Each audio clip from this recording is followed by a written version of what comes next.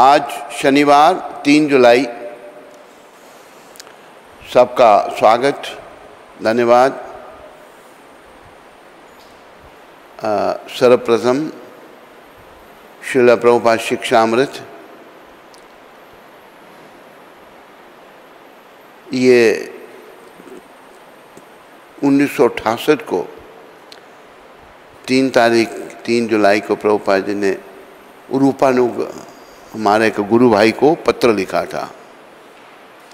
उसमें क्या कह रहे हैं प्रभुपाद, ध्यान दो सारे।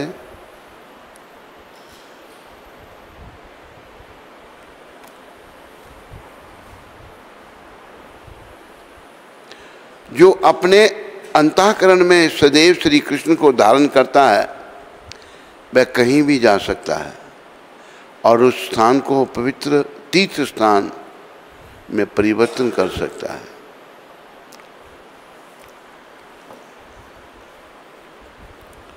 बड़ी विचारने की बात, अंतःकरण हमें अपने हृदय में सदा भगवान को धारण करना है।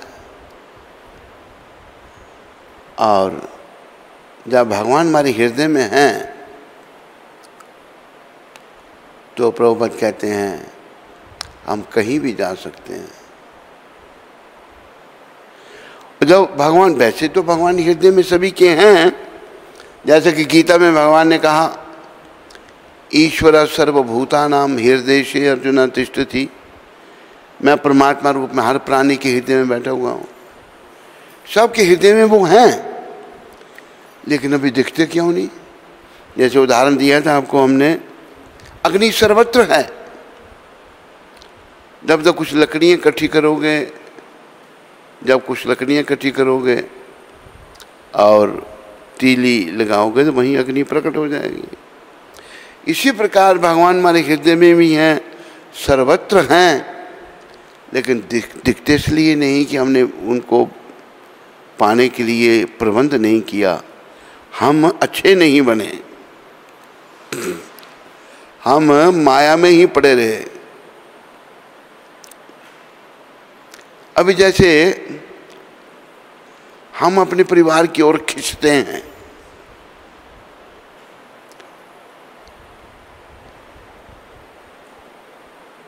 बच्चों की तरफ खींचते हैं, औरत की तरफ खींचते हैं,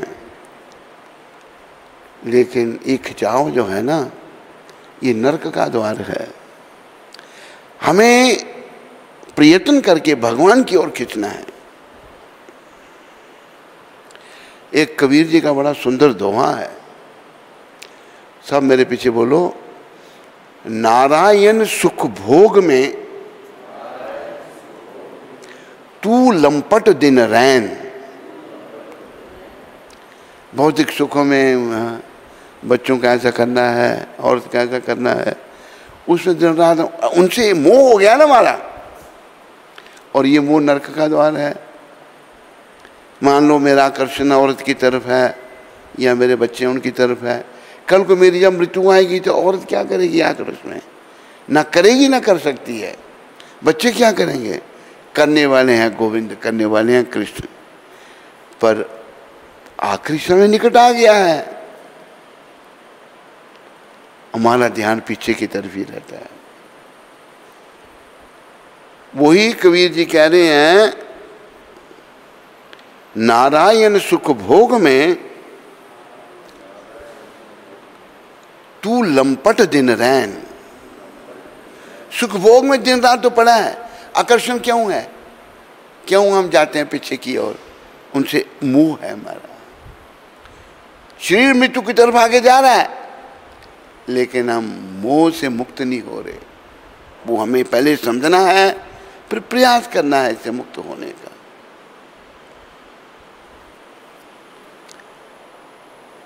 अंत समय आयो निकट, देख खोल के नैन। तो सुख भोग में पड़ा हुआ है, दिन रात इसी में लगा हुआ है, और तेरा अंतिम समय निकट आ गया है।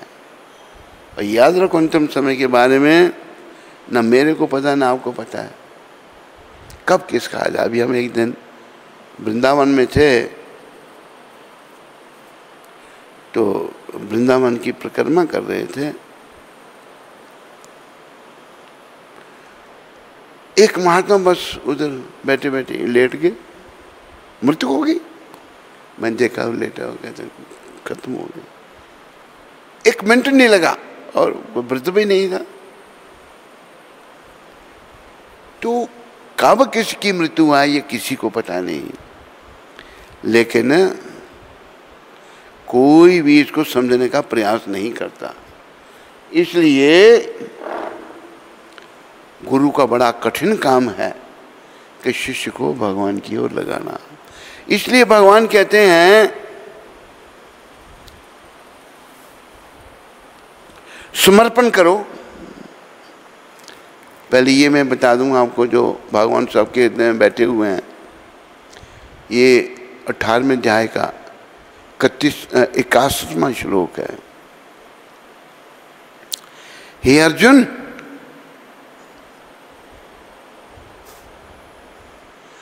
परमेश्वर प्रत्येक जीव के हृदय में स्थित है। परमेश्वर श्री कृष्ण, और भौतिक शक्ति से निर्मित यंत्र में सवार की भांति बैठे समस्त जीवों की को अपनी माया से घुमा भरमा रहे हैं। भगवान सबके अंदर स्थित है, वो अपनी माया से आपको भी भगवान घुमा रहे हैं। नहीं, जैसे हम कर्म कर रहे हैं, जैसी हमारी विचारधारा होगी, उसके अनुसार हमको घुमा रहे हैं भगवान। भगवान तो कहते हैं कि मेरी शरण में आओ, मैं कहता हूँ नहीं, मुझे नहीं, आपकी शरण नहीं चाहिए मुझे, चलो माया पर उधरी ले जाएगी उसको। भगवान की शक्ति जो है, जैसे यह वर्णन आता है, अपनी माया से घुमा रहे हैं, भरमा रहे हैं। तो हमने भगवान को हृदय में धारण करना है। वैसे तो यहां हमारा कोई काम नहीं है संसार में, इसलिए भागवत में प्रहलाद महाराज कहते हैं, कौमार अचर्त्य प्रज्ञो धर्मान भागवतन ही दुर्लभ मानुष जन्म तद अपि ध्रुवमतदम। 5 साल की अवस्था से हमें भक्ति करनी चाहिए। कौमार 5 साल का बच्चा, तब कहीं अंत में परिपक्व हो जाएगी।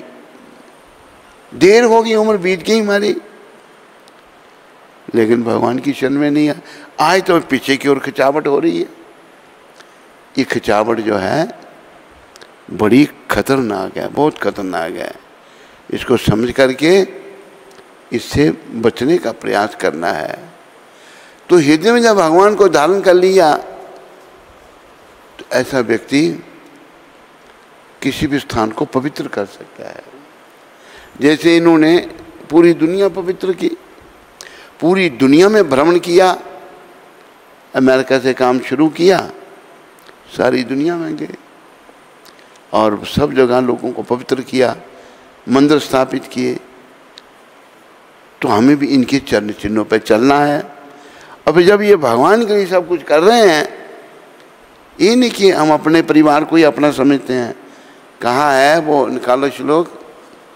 शास्त्र क्या कहता है इस संसार के बारे में? इस संसार क्या है? हमें शास्त्र चक्षु, शास्त्र की आंखों से देखना है, ना कि अपनी आंखों से देखना है। हमारी आंखें दूषित हैं, इनमें काम, क्रोध, मोह, लोभ, अहंकार भरे हुए हैं। मद, मत्सर, ईर्ष्या, दंभ, कपट, बुराइयां भरी हुई हैं हमारी आंखों में। शास्त्र कहता है, ये महाउपनिषद में श्लोक है, अयम बंधुर एयम नेति गणाना लघुचेत साम उदार चरिता नाम तु वसुदैव कुटुंबकम। यह अपना है, यह पराया है, ये हमारी भावना, ये मेरा है, ये दूसरे का है। ऐसा विचार तुच्छ मनुष्यों का है, जो तुच्छ हैं बेचारे, ऊंचे नहीं उठ सके। किंतु उदार चित्त पुरुषों का, जो उदार चित्त हैं, जैसे ये थे, सारी पृथ्वी ही भगवान का परिवार है। वसुदैव कुटुंबकम, सारी पृथ्वी ही कुटुंब है उनका, सारे संसार के लोग अपने हैं। ये भावना आने पर ही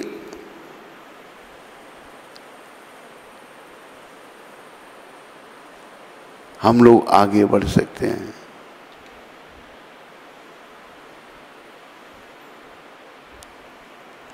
नहीं तो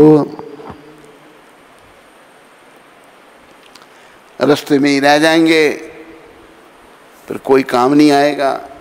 जिनकी ओर हम आकर्षित होते रहे, स्त्री की ओर, परिवार की ओर, घर की ओर, बाहर की ओर, वो कोई काम नहीं आ सकता, ना कुछ आ सकता है, ना आ सकते हैं।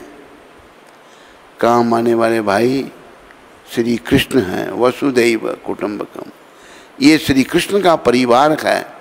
ये भावना आनी चाहिए, है नहीं, पर लाने का प्रयास तो करना है। मौका मिला है, जब भगवान ने कोई हमारे पुण्य कर्मों के कारण हमें अगर मौका दिया है, तो उसको लाना है, उस भावना को, कि दुनिया को मौका ही नहीं है।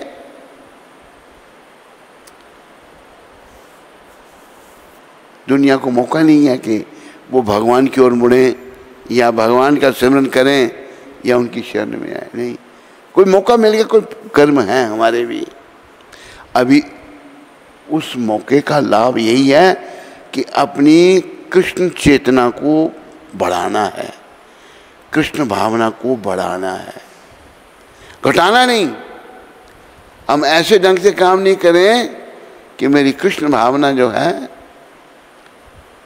कम होती जाए और आखिरी समय निकट आ जाए। और देखो, जीवन काल में नहीं समझता कोई तो बहुत कष्ट। अब जैसे सुबल दास, यहाँ आप सब जानते हैं उनको, उनकी माता 95 साल कंप्लीट, 96 साल चल रहा था। एक बड़ा कष्ट शरीर को, कोई मांस नहीं, खाली हड्डियाँ ही हड्डियाँ, 3 साल तक बड़ा कष्ट। और सुबल दास मुझे बताता है, देखो उनकी समझ कितनी है उनकी माता की। कहती हैं अपने पति को बुला रही हैं, पति चले गए, मुझे क्यों नहीं बुला लेते, जैसे उन्हीं के हाथ में सब कुछ है, कब बुलाओगे मुझे, बस ये कहती रहती है। तो जब हम जीवन काल में नहीं अपने आप को सही कर सकते, सुबलदास ने मुझे बताया, मैंने कहा जैसे उन्हीं के पति के हाथ में है उनको बुलाना। अरे हमारे हाथ में, आपके हाथ में कुछ नहीं, सब कुछ भगवान के हाथ है।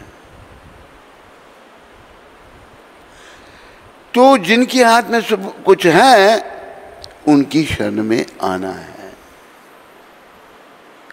और अपने जीवन को सफल बनाना है। वही प्रभुपाद यहाँ कह रहे हैं आज की शिक्षा में रूपानुगा को, कि अपने अंतःकरण में सदैव श्री कृष्ण को धारण करना है, कृष्ण भगवान को हृदय में बिठा देना है।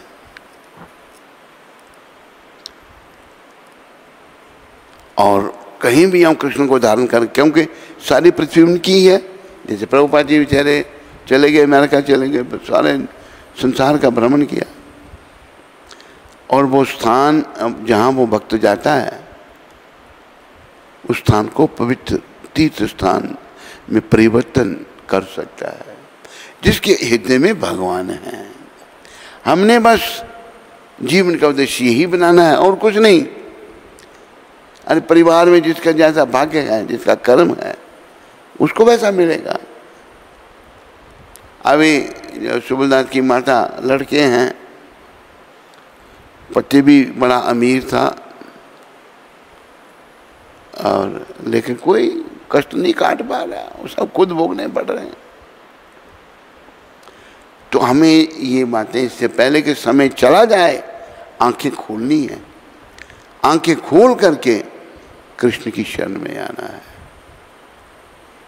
एक बड़े शब्द हम बोलते हैं, लोग पसंद करते हैं, हम मेरे पीछे बोलो, जो तुझसे न सुलझे तेरे उलझे हुए धंधे, जो तुझसे न सुलझे तेरे उलझे, भगवान के इंसाफ पे तू छोड़ दे बंदे, भगवान के इंसाफ जो तू न कर सका वो भगवान करेगा, जो तू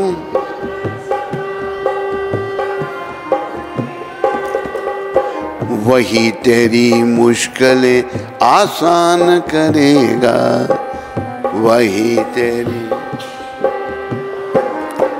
हम अपने झंडों को कुछ सुलझाने का क्यों प्रयास करते हैं? क्योंकि हम भगवान पर निर्भर नहीं है, अपने मन पर निर्भर हैं। मैं ये कर लेता हूं, मैं वो कर लेता हूं। ये मन की मलिनता है। तो भगवान पे सब छोड़ना, यही भगवान ने कहा ना 18वें अध्याय के 66वें श्लोक में, सर्वधर्मान परित्यज्य माम एकम शरणम व्रज अहम त्वाम सर्व पापेभ्यो मोक्षयिष्यामि मा शुचि। सारे धर्म, सारे कर्तव्य छोड़कर मेरी शरण में आ जा, मैं तुम्हें सारे पापों से छुड़ाकर मोक्ष दूंगा। पर भगवान की शरण, ये भगवान 18वें अध्याय में कह रहे हैं। उसके पहले 4थे अध्याय में 34वें श्लोक में भगवान कहते हैं, तद्विधि प्रणिपातेन परिप्रश्नेन सेवया उपदक्षन्ति ते ज्ञानम ज्ञानिनस्तत्वदर्शिनः। गुरु के पास जाओ। भगवान क्या सीधे जा ही नहीं सकते हैं भगवान के पास, भगवान खुद कह रहे हैं गुरु के पास जाओ, उनके प्रति समर्पण करो, बड़ी विनम्रता से उनकी सेवा करो, और वो जैसा कहें वैसा करो। जब हम गुरु के प्रति समर्पित हो गए, उसमें सफलता प्राप्त कर ली, तो हम भगवान के प्रति भी समर्पित हो जाएंगे। अगर गुरु के छोटे से जो प्रतिनिधि है, असली गुरु तो कृष्ण ही है। वसुदेवम सुतम देव कंसचानूरमर्दनम देवकी परमानंदम कृष्णम वंदे जगद्गुरुम। कृष्ण देवकी के जो परमानंद हैं वो जगत गुरु, असली गुरु ही हैं। पर जो उनका प्रतिनिधित्व करता है, जो उनका प्रतिनिधि है, उसको भी गुरु माना है। असली गुरु तो कृष्ण ही है, पर जो उनका प्रतिनिधि है, भगवान कहते हैं उसके पास जाओ। और भगवान प्रेरणा करते हैं अंदर से, समर्पित करो उनके प्रति, उनकी सेवा करो, उनको प्रसन्न करो। ये तो हम कर नहीं पाए, कैसे भाई मरा, वो जो परीक्षा का समय आ रहा है उसमें कैसे पास होंगे? नहीं हो सकते। उसमें पास ये जो आज के शब्द हैं, अंतःकरण में सदैव श्री कृष्ण को धारण करना है। और कृष्ण अंतःकरण में तो कहीं भी हम जा सकते हैं, और वो स्थान पवित्र हो जाएगा। हम ऐसे बन जाए जिन्होंने सारी दुनिया पवित्र कर दी। बोलो पतित पावन शिला प्रभुपाद की जय जय जय।